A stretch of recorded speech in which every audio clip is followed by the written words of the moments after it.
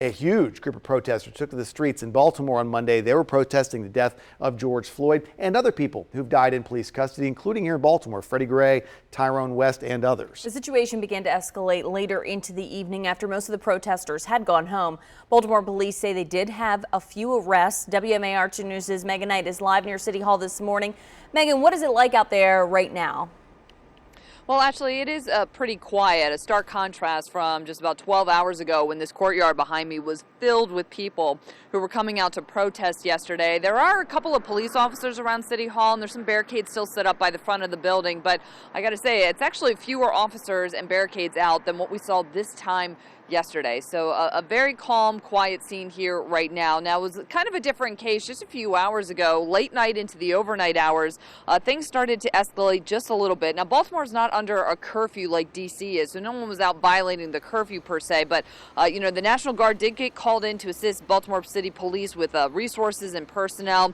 Police say there were people shooting off illegal fireworks, which WMAR 2 News' Ray Strickland actually had video of.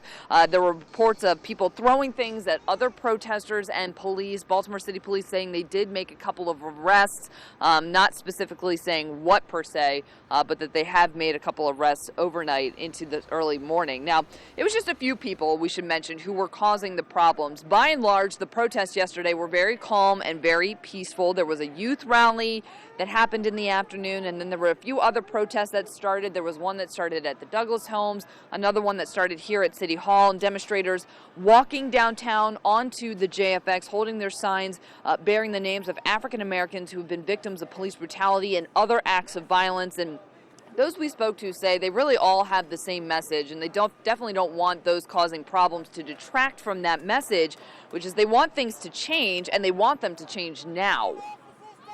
This has become a reality, and this is normal, and I hated that, and I had a deep feeling, so I needed something to make me feel again. Now, police are urging people to, if you see something, say something. They say that they have been finding what they call stashes of potential weapons around the city. So once again, just asking people to stay alert as they come out and protest. We haven't heard of any protests that will be happening today, but of course, if we do, we will keep you posted. We're live at City Hall. I'm Megan Knight, WMAR 2 News.